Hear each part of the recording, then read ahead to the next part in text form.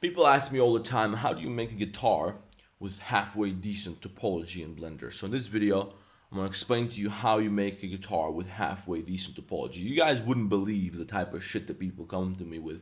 Hey Aryan, how is my modeling? And then he sends me a model that looks like this. Or the geometry and the topology looks like something like this. And I don't want to get into this video. I think it's pretty obvious why you don't want to have your topology like this. If it's not obvious, well, I got a bunch of videos talking about topology. But in any case, you don't want to have this shit looking like what you see over here. You want it to look nice and organized like what you can see right here. I'm not going to get into the details or why this is better. It's better, trust me, this is how you're supposed to do it, okay? So once you know this, you're going to be able to make a guitar body in probably 10 minutes or even less than that, which is also going to allow you to make all kinds of other shit. Now, I got this reference image from Google. I just Googled Gibson Les Paul. I took a good picture. I inverted the colors. Then I got these pictures over here. But I got one of these right here next to me. Okay, it's not a Gibson, but it's a Les Paul. So I can look at it in real life, so I can tell how the curves are flowing. I can see what the geometry is supposed to look like. It's always best if you have an object in your hands if you want to use it as a reference, okay? So this is how I know how you're supposed to make this shit correctly, okay? Well, we got a reference image. We're gonna go top view, and this is super simple. It really can't be any easier. And once you see a few of the tricks that I'm gonna use to create this, it's gonna completely change the way you perceive objects in the real world. When you want to model something, you're gonna know, okay, this is how you do this part, this is how you do that part. It's gonna be a million times easier. So pay attention. No add-ons, no bullshit, just old school modeling, okay? We're gonna need two circles because this thing has two circles in it. If you look at the shape, there's a big circle down here and there's a smaller circle up here.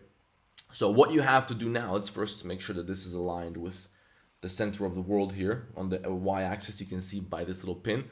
Place the origin in the center, and with Shift A, we're going to add a circle, and that circle has to have 16 vertices, which you can adjust in this Add Circle menu down here, okay? We don't want to use any more because if you have more, then it's going to be more difficult to work with the topology. It's going to be a bit harder. You don't want to have any less because then, you know, it's going to be a little bit blocky, and again, it's not going to look good. But we are going to use a subdivision surface modifier, so don't worry. Now, here's what you do next. This is where most people would fuck this up because most people would try to take a circle like this, and now they would try to change the shape of this circle like this. Of course, you would need more geometry, but maybe they would use proportional editing, and they would try to do something like this, where you end up with just a deformed circle, which is just an n-gon, which is just a totally messed up shape. You don't want to have this, okay? You want to have clean geometry, you want to have quads inside here. So the first thing you have to do is select this circle in edit mode, go up here to face, grid fill.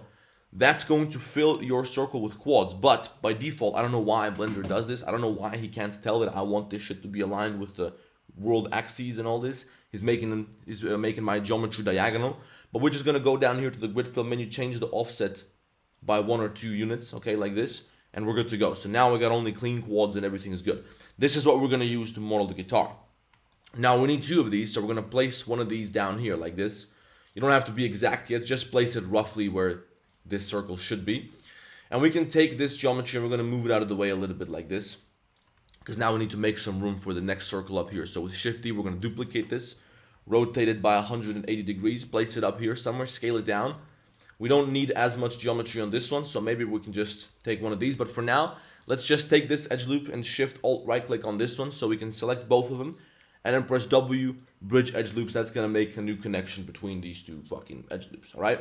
So now you can see that we're starting to kind of get roughly, it looks like a snowman now, but it's kind of getting into we're entering the ballpark of a guitar shape. So now you want to use a subdivision surface modifier. So in object mode, just select this, press Control 2. That's the good shortcut for the subdivision surface modifier. If you don't want to do Control 2, you can just go up here to add modifier, generate subdivision surface. I'm going to use 1 or 2 levels.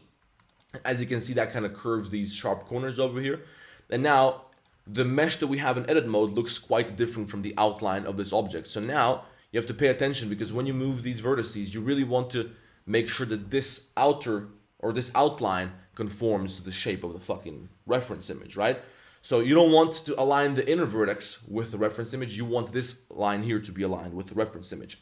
So just go around the model now and just align these vertices approximately the way they should be aligned. You don't have to be exact yet. We just have to now get a little bit closer to the shape, and then later we're gonna reiterate one more time, so we're gonna perfect the model to make sure that it's properly aligned. Now we just have to roughly get the shape down, and we also have to take care of this part over here. We got this little cutoff This is what allows you to play the guitar in the higher frets over here, so you can, otherwise your hand would get blocked on this thing, you wouldn't be able to play it, okay? So we gotta cut this shit out a little bit. And to do that, we can just delete this face over here. I'm gonna select this face, delete vertices, and we can, maybe we don't even have to delete the vertices, we can just delete the face and get this out of the, I'll delete the vertex here. And I'll push this down like this because I don't want to stretch out my geometry too much. We're going to bring this over here to the side.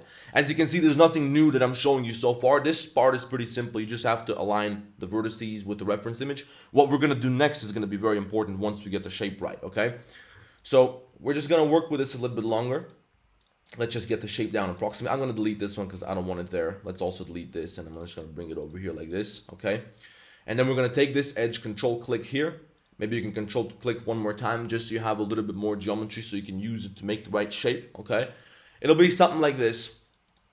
Bring this over here. We're going to flatten this shit out. Now, here's the problem. Here's the really important part, okay? Underneath the guitar, underneath the fretboard here, there's a corner, okay? So this part, right now, for us, it's round. It's not supposed to be round. It's supposed to be a sharp corner. If you look at the underside of the guitar here, you can see right here, it's a sharp corner. I don't know if you can see this, but it's supposed to be sharp. And the way, we're going to have to do this with some bevels, but you can't just fuck around. You have to know how to do this bevel correctly. So I'm going to show you how to do that. So let's just say we got the shape down. I don't want to spend too much time modeling this. I'll do it off camera. But now if you want to extrude this to give it some thickness, what you have to do first is extrude the model with E like this. Make sure the normals are correct. Control N, okay? And now you're going to have to select all the sharp edges, all the edges which you want beveled, okay? Shift G, select similar face angles to select all the edges which have right angles on them. So now we're going to be able to bevel these, and as you can see, when we bevel them with a bevel that has a shape value of 1 and 2 segments, they become sharper because now we have supporting geometry around the edges. But we also need to sharpen this edge, so we're going to select this one too. You can't do this separately because then it's going to fuck everything up like this. Once, at the same time as we bevel these edges on the outside, we're also going to select this edge on the corner. We're going to bevel that as well, like this. And now, as you can see, the geometry here is perfect. So now, when you go to top view, you can see that gives us the sharp corner. Now, of course, before we do that, let's undo a couple of steps so this can be straight and this can be aligned properly. Okay, so you're going to do this yourself. I don't want to sit here for another 10 minutes adjusting the shape because you guys get the idea already. But once you get the shape roughly down, all you have to do is just do exactly what I showed you. Just bevel this with Control B. And that's it. Then you got your guitar shape just like that. So then you got your body. Now you can apply the subdivision surface modifier so you have more faces and more edges that you can use to cut out all the other shapes and all this other shit. But this is how you make the shape or the body of a guitar with good topology. So just remember, these tricks are going to be really important. If you want to learn more shit like this, check out my Blender ebook where I talk about more modeling tips and stuff like that that you're going to need if you want to get good at modeling. Also check out our Blender school where we teach people how to use Blender like a pro and how to become a professional 3D artist so you can make a living off of this shit. There's a link for that in the description. Let me know what you want to see next. I'll see you in the next one.